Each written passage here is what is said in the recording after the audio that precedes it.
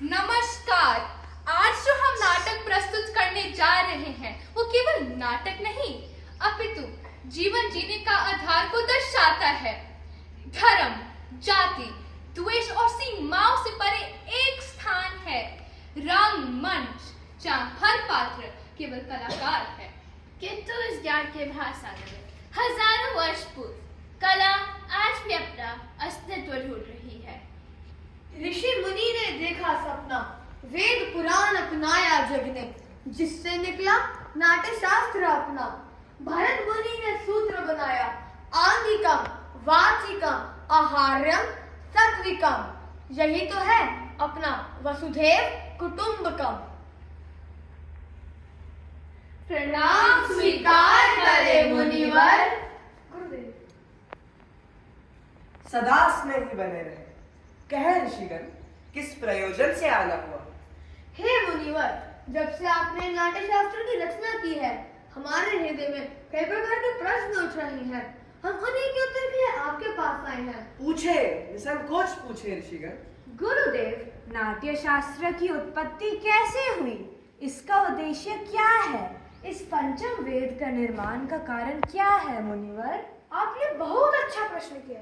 यह प्रश्न केवल नाटक कोई नहीं बल्कि जीवन के सार को समझने का माध्यम है। जब त्रेता युग में मनुष्य काम और लोभ से वशीभूत होकर अधर्म और संघर्ष की ओर बढ़ने लगे। बिल्कुल सही मेरे शिष्य।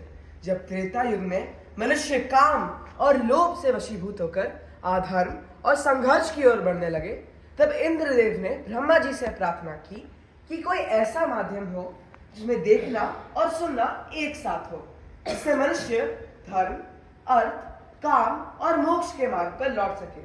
तब ब्रह्मा जगत पिता ने नाट्यवेद की उत्पत्ति की। साधु साधु। लेकिन गुरुदेव, वेद तो ज्ञान के भंडार है। जब इसमें रहस्य छुपा है, वो स्वयं उद्देश्य की पूर्ति के लिए पर्याप्त है, तो फिर इस नए वेद की उत्पत्ति क्यों? हाँ गुरुदेव, इस नए वेद की उत्पत्ति क्यों? इसलिए कि वो समस्त जन के लिए सुलभ हो, मानव को नाटक के माध्यम से धर्म के मार्ग पर ले जा सके। इसी मंगल उद्देश्य के साथ ब्रह्मा जी ने चारों वेदों को मिलाकर नाट्यवेद की रचना की। चारों वेद के तत्व वो क्या है गुरुदेव? ये जो नाटक का पाठ सुन रहे हैं आप, इसे ब्रह्मा जी ने ऋग्वेद से लिया है। ये सुंदर गीत का आधार सामवेद, यजुर्वेद से अभिनय लिया गया है और अथर्ववेद से रस लिया गया है। चारों वेदों के तत्व को जोड़कर नाट्यवेद की उत्पत्ति की गई है। गुरुदेव, तो क्या नाटक केवल देवताओं के लिए ही बनाए गए हैं? क्या ये दानवों और सामान्य जन के लिए नहीं है? क्या ये शुभ और अशुभ कर्मों को दिखलाने वाले हैं? बिल्कुल। इस शास्त्र में तो त्रिलोक्य का अनुकीर्तन है।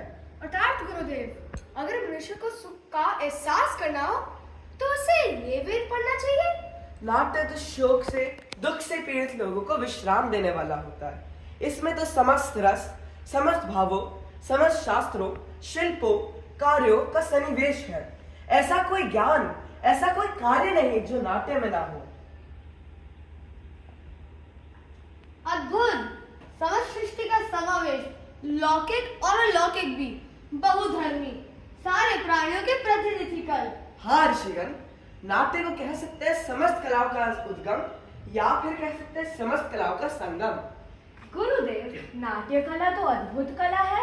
वह इतना ही जरूरी है जितना जीवित के लिए सांस लेना। फिर हमारा समाज इसे गंभीरता से क्यों नहीं लेता? हम तो कलाकार हैं, नीति के नियंता नहीं। कलाकरण करना हमारा धर्म है। हमारे विषय में, हमारी कला के विषय में नीति नियंताओं को विचार करना होगा।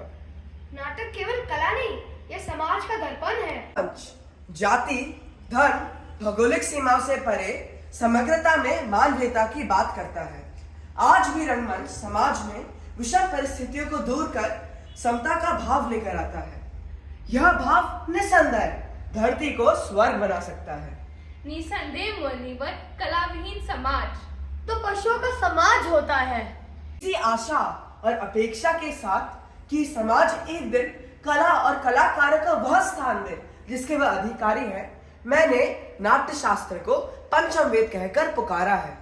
पंचम वेद समस्त वेदों का ज्ञान है। वृद्धि हो इस राष्ट्र की, आशा सभी की पूर्ण हो।